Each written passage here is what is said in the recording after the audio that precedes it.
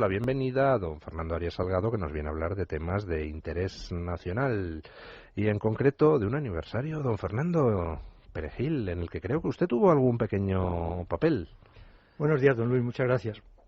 Pues sí, realmente el aniversario, el 10º aniversario, porque hay que recordar que una década ya es un tiempo suficiente para poder analizar con perspectiva histórica un hecho importante, aunque en sí el incidente fue menor en la simbología de las relaciones España-Marruecos, ocupa un punto de referencia importante, que es donde yo creo que hay que insistir. Y gracias a su invitación, don Luis, yo me voy a permitir enfocar el tema así. Contextualizando la situación en ese año, estamos en julio del 2002, yo llego a Marruecos como embajador el 6 de septiembre del 2001. En octubre del 2001, 29 de octubre, Marruecos llama a consultas, que es la fórmula técnica que empleamos en la diplomacia para mostrar desagrado o preocupación en las relaciones entre los países, llama a consultas al embajador Baraca, embajador de Marruecos en España, sin que aparezca, en principio, una razón suficiente para esa llamada, que, como digo, se interpreta siempre como un gesto de desaprobación respecto a algún hecho.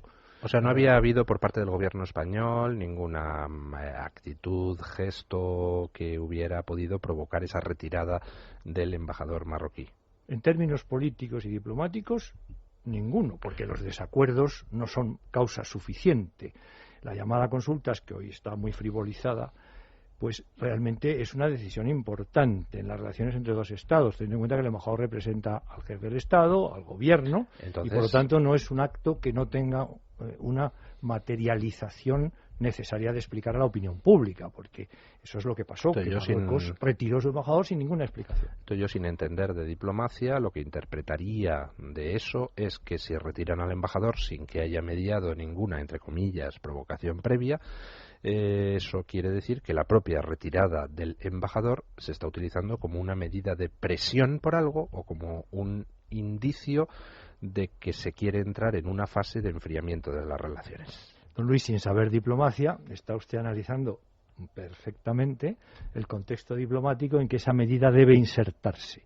La prueba es que sí se inserta en esa relación y evidentemente España se queda sin un interlocutor válido. El embajador representa al rey de Marruecos y por lo tanto hay ya un defecto que tiene esa significación que usted le da. La causa, y yo la puedo anticipar porque ya eso después se ha sabido, estamos hablando de hace una década, era un malestar difuso del nuevo rey. No tenemos que olvidar que Mohamed VI llega al trono en 1999, estamos en 2001, llevaba apenas 2 años, un rey joven que había también en ese momento ya pues tomado posesión de una serie de elementos internos en Marruecos, herederos de su padre, consejeros, asesores, etcétera. O sea que en ese contexto esa decisión es evidentemente un acto de protesta. Como usted dice bien, hay que averiguar qué pasaba. En cualquier caso, tensa las relaciones, eso es evidente, ¿no? Bien, estamos ya en octubre del 2001, retirada.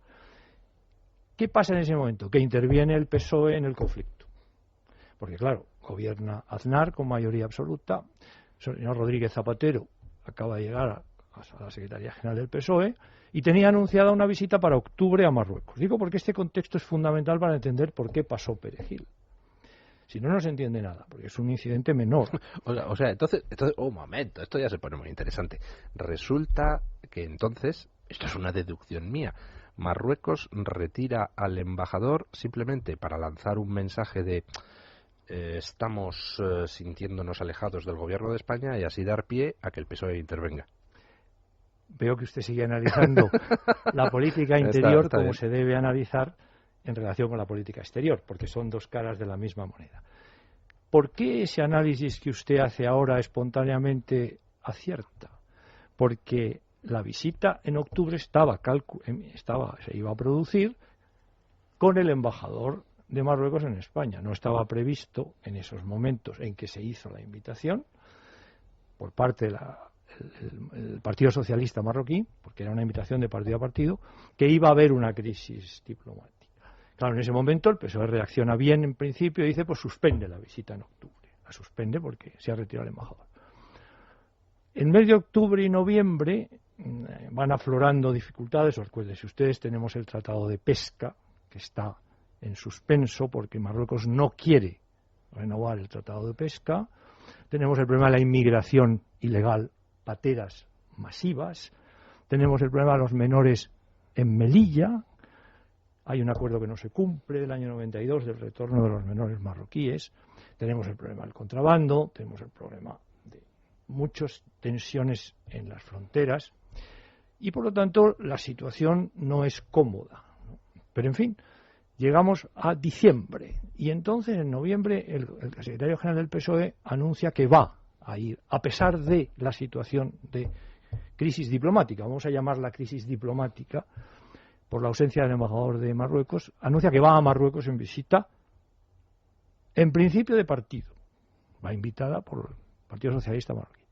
Pero el gobierno marroquí, en ese momento, que sigue siempre, y el ministro de Asuntos Exteriores de entonces, Benaissa, era un experto en la política interior española, y eso hay que reconocérselo, elevan, por decisión propia, a invitación oficial la presencia del secretario general del PSOE con lo cual en Marruecos como invitado del gobierno marroquí, sabiendo que el gobierno de España en ese momento, el gobierno del Partido Popular, presidido por don José María Aznar, considera inoportuna esa visita. ¿Por qué? Pues porque evidentemente Marruecos ha tomado una decisión de retirar un embajador sin que haya constancia de razones suficientes para justificarla. Y el Partido Socialista, en principio, había apoyado al gobierno en esta situación y consideraba que era una medida que no tenía tampoco justificación, con lo cual había unidad de acción exterior, que es lo deseable. Bien, eso se quiebra.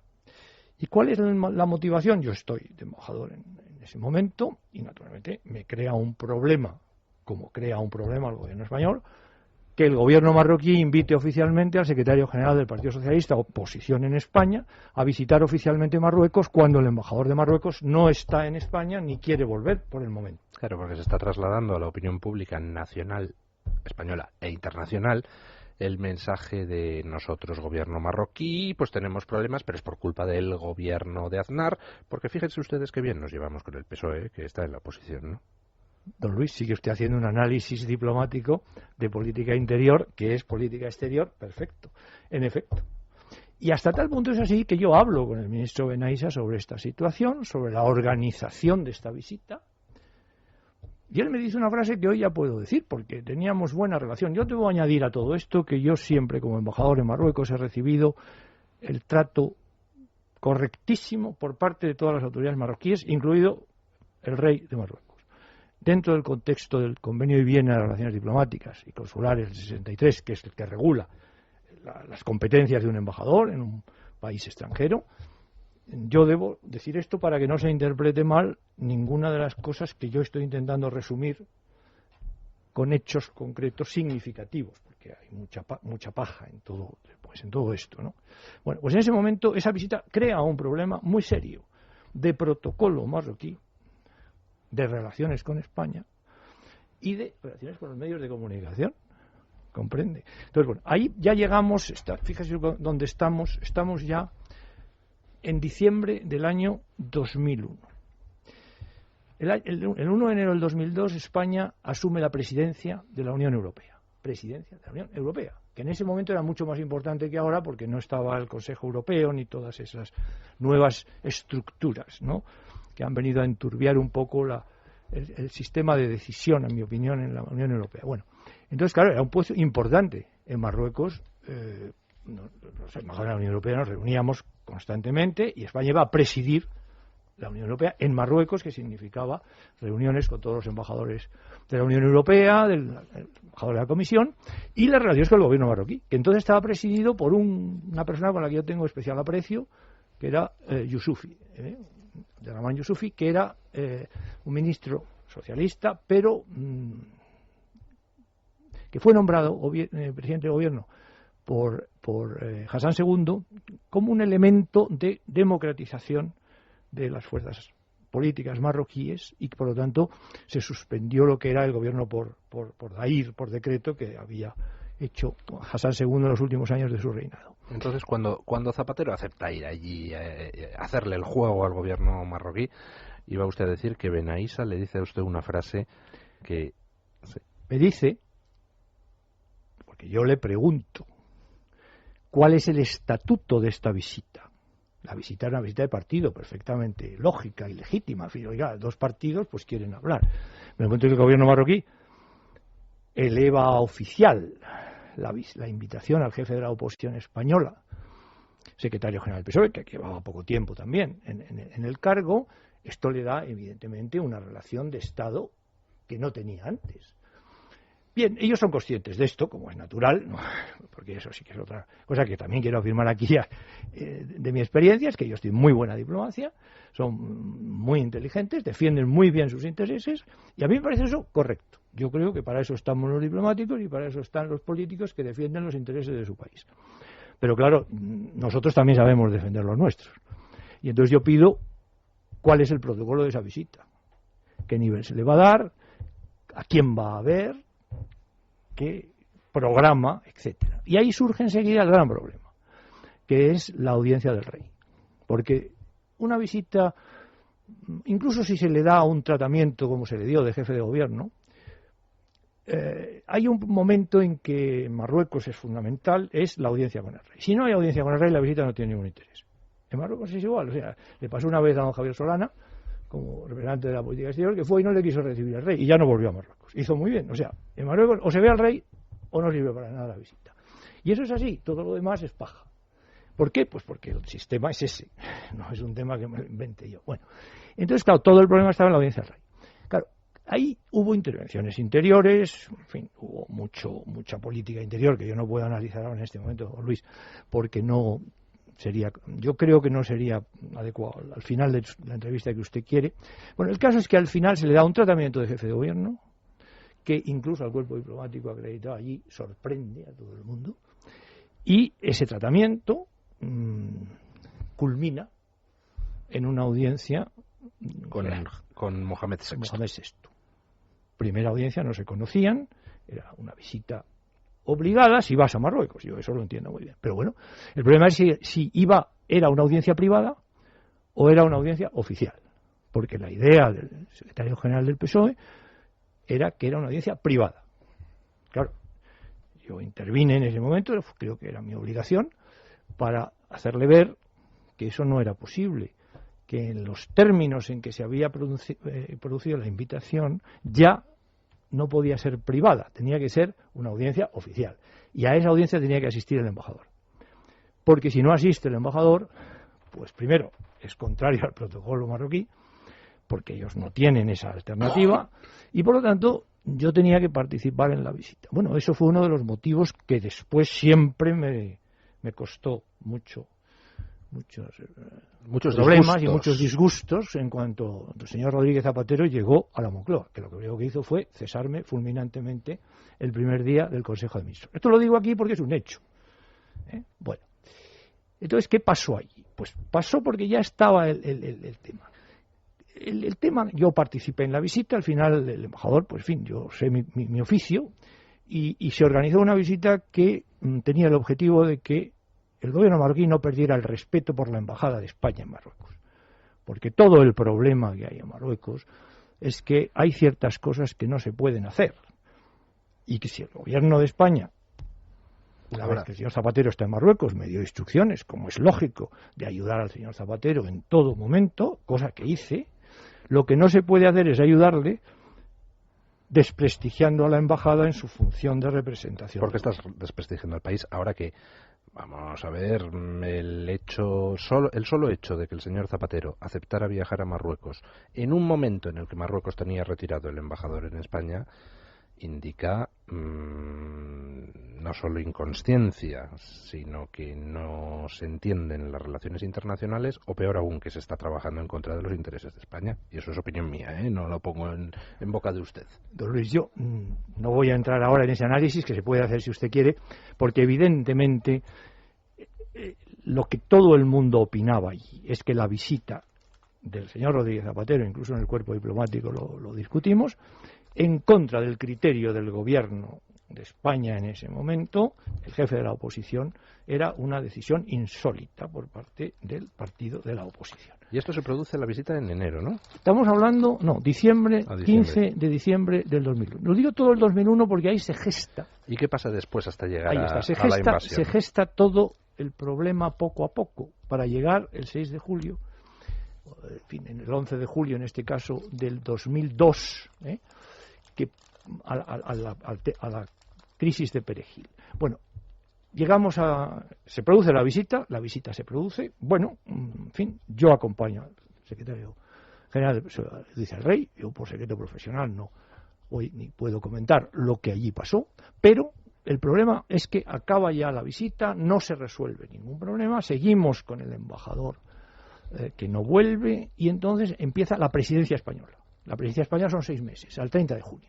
Yo hago mi función allí con la plena colaboración del gobierno marroquí, pasan por la embajada ministros del gobierno, yo invito a todos con el resto de los embajadores de la Unión Europea, en fin, atento siempre el embajador francés a lo que allí pasa, amigo mío por otra parte, y gran diplomático, pero bueno, era su función.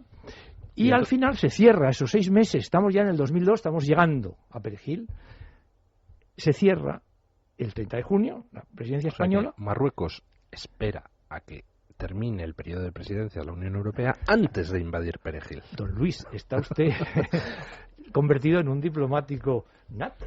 Bueno, acaba la presidencia en la que hay un pacto, en la que el gobierno marroquí, ya te digo, el último invitado que tengo yo en la embajada es el presidente del gobierno marroquí, acompañado de Youssoufi, que habló además en español, que habla muy bien español, y es una gran persona que yo aprecio mucho y aprecié mucho siempre, porque era un hombre honesto y servidor leal de su país. Bien, pues acaba la presidencia así, bien, normal, con toda la normalidad del mundo. Bueno, 30 de junio se cierra. El 1 de julio ya se sabía que la boda del rey iba a ser el 12 de julio. Había el problema añadido de que habían invitado a la familia real española a la boda, y claro, en ese momento pues no estaba decidido, aunque ya estaba decidido que el rey no iba, porque no había además base, porque el embajador no había vuelto, pero en fin, tenían la esperanza de que fuera alguien de la familia real, que al final no se concretó. Total, que al final iba a ser yo, el embajador, el que iba a representar al gobierno en la boda. Bueno, pues entonces, en ese mismo día, el 11 de julio, a las 11 de la mañana, empieza a calentarse el tema alrededor del islote Perejil, que al principio pues todos no habíamos caído en que era un tema importante para Marruecos. Bueno, Marruecos decide que tiene que ocupar unas fuerzas auxiliares de las Fuerzas Armadas, una patrulla que denuncia a la Guardia Civil de Ceuta, puesto que esto estaba en el término municipal de Ceuta, denuncia, y que llega a la embajada como una noticia procedente de que ha habido un desembarco de una patrulla marroquí y que, ahorro detalles, se niega a marcharse.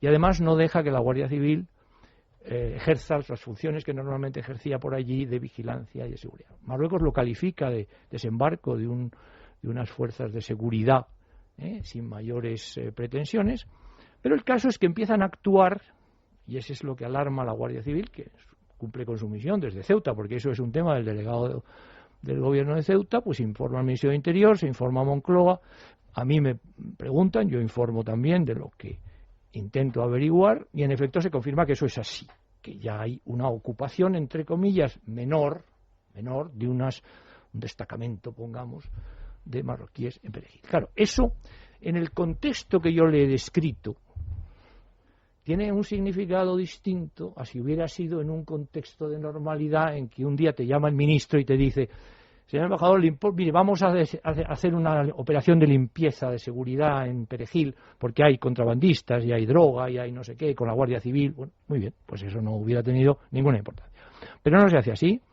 Y entonces, claro, empieza la interpretación. Lo que pasa es que cuando en ese contexto, boda del rey además, en marcha, no hay interlocutores válidos, los hechos sobre el terreno son los claves en diplomacia. En diplomacia no se puede uno perder en teorías. Los hechos son lo que importan, hay que analizarlos, a veces se puede equivocar uno en su causa o en su... pero los hechos son los hechos. Ahí hay una ocupación. Hay unas banderas que no había, hay unas alegaciones que no había. Entonces eso tiene que tener un significado que evidentemente no es amistoso. ¿Qué pretendía Marruecos? ¿Simplemente comprobar si España estaba bizcochable? Yo creo que en el contexto que hemos descrito, que ya es de tensión desde el 29 de octubre, era dentro de los asesores, esta es ya mi evaluación profesional, había distintos criterios respecto a cómo había que tratar a lo que voy a llamar el gobierno del Partido Popular. En Marruecos hay un problema siempre con Francia y España que le resumo en 2 frases. Marruecos quiere que gobierne la izquierda en España y la derecha en Francia, porque de esa manera se siente más protegido por Francia con la derecha que con la izquierda, por eso ahora están preocupados porque gobierna la izquierda en Francia y la derecha en España, o el centro derecha, vamos a ponerlo así. Entonces ellos en ese momento están preocupados porque la política exterior del gobierno de Aznar es una política fuerte, España está fuerte, España tiene una buena alianza con los Estados Unidos en términos políticos y personales. Hay una sensación de que España en el Sáhara, y ahí vuelvo a la causa inicial, no está actuando de acuerdo con los intereses de Marruecos, tal como ellos lo ven, que era en ese momento la autonomía, el plan Baker I, que era la autonomía. Y entonces esto, que ya se había manifestado en la visita del ministro Piqué, que había hecho antes, en septiembre, octubre, antes de la retirada del embajador, se manifestó ya un cierto mal humor que hemos hecho antes. Pues en ese momento, claro, la lógica interpretación es que esto es una provocación. ¿Por qué? Porque es innecesario. No hay ninguna razón objetiva que justifique que de repente el contrabando es grave cuando el contrabando es lo que es siempre. ¿Me entiende usted? Las explicaciones no son convincentes y por lo tanto ya revelan que había una intencionalidad. Déjeme que elucubre. Que no se podía. Es la típica jugada de pase lo que pase gano, porque si invado Perejil y España se deja, pues me he quedado con Perejil, que era un islote en discusión. Y si España no se deja, pues me va a expulsar de ahí y entonces la izquierda española podrá utilizar el incidente para tratar de erosionar al gobierno de la derecha y así pues ayudo a que haya un cambio de gobierno y pues hombre, haya ese gobierno de izquierda que a mí me interesa que esté en España, ¿no? Don Luis, yo comprenderá usted que no puedo evaluar las intenciones marroquíes de una manera tan profunda como lo hace usted. Pero en términos de ambiente, mire usted, yo le doy un detalle. A mí, con el ministro Benaissa, que yo hablaba mucho, porque ya le digo que las relaciones eran muy buenas, siempre me preguntaba una cosa, que yo creo que lo puedo decir para que a él no le importaría. Ya no es ministro, pero en fin. Él siempre me preguntaba, ¿qué dice de esto el señor Zapatero? Siempre me preguntaba eso. Cuando había cualquier problema. ¿Por qué? Porque, mire usted, las relaciones con Marruecos, contra lo que la gente cree, son buenas por definición. Lo que no son buenos es las negociaciones para resolver los conflictos de intereses que tenemos, que los tenemos. Pero mañana nos podemos sentar a una mesa, así se hizo después de Perejil, en que se resolvió en Marrakech, en la cumbre de Marrakech, Aznar y el rey, fíjese usted, pues se dieron la mano y se intercambiaron regalos. Hombre, esto no quiere decir que se habían roto las... No, pero en un Estado eso es lo mínimo, lo necesario, no hace falta más. Esto que yo le digo es para cerrar un poco lo que usted decía. Sí. En ese momento la interpretación, don Luis, esto es una provocación que tiene como objetivo el desencadenar una crisis diplomática que va a agravar la situación anterior. Por lo tanto, como es una ocupación material, hay que optar.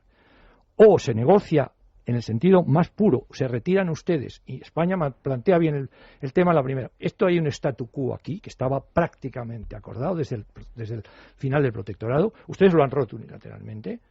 Retírense. y restablezcamos el statu quo. Ellos dicen, no, negociemos, pero seguimos ahí. Eso no se puede aceptar. Con lo cual hubo que intervenir. Entonces hubo que tomar la decisión que tomó, el presidente Aznar tomó, y yo creo que fue en ese contexto acertada. Y luego ahí ya sabemos lo que pasó, al alba con viento de levante, etcétera, etcétera. Muy brevemente, porque se nos está acabando el tiempo. ¿Qué está pasando en Chafarinas? Bueno, ¿qué pasa con Perejil? Que resuelto el tema de fondo, porque el tema de fondo era y después de esto, había un dato que también se planteó en ese momento, que era que había una información que no fue confirmada, pero que a mí me la comunicó un colega, embajador de Bélgica concretamente, de que en esa operación de ocupar Perejil había habido también la intención de ocupar una isla chafarina, la pequeña, la isla del Rey me parece que se llama, porque son tres, Isabel II y la isla del Congreso, isla del Congreso, isla Isabel II, isla del Rey, una pequeña que no estaba habitada. Hacer la misma operación que hicieron en Perejil, que es llegar allí, desembarcar y poner una bandera. Usted sabe que reivindican esas cosas. Para ellos, Chafarinas, que está, como usted sabe, cerca de la frontera con Argelia también, tiene una importancia enorme para la delimitación de espacios marítimos, porque allí, aparte de que puede haber petróleo y puede haber gas y puede haber muchas cosas, está dentro de las zonas económicas de Argelia y de Marruecos, en medio, ¿comprende? O sea que es importantísima desde el punto de vista de la delimitación de espacios marítimos, cuando tenía cierto sentido. Y lo que ahora han hecho, ¿qué es? Ellos no reconocen la soberanía española ni sobre Ceuta, ni sobre Melilla, ni sobre los peñones de Alucemas y de Vélez, ni sobre las Islas Chafarinas. Ellos consideran que esos son ciudades marroquíes ocupadas y que hay un statu quo que en este momento hace que Marruecos no las reivindique activamente. Pero su posición de fondo, que la conocemos todos los que sabemos de este tema, es que esos son ciudades marroquíes ocupadas. Fíjese usted la importancia que tiene el que esto la opinión pública española lo sepa, para poder negociar desde esa perspectiva. Pues me temo que nos estamos quedando sin tiempo, así que le tengo que emplazar dentro de un par de semanas a que entremos un poquito más en eso que me ha comentado de que puede haber petróleo y bolsas de gas en esas zonas, porque... Bueno, en Melilla ya sabe usted que hubo una concesión que provocó una crisis porque fue unilateral por parte de Marruecos, incluso sorprendió al propio ministro Moratino. Pues hablaremos de eso dentro de un par de semanas con don Fernando Arias Salgado.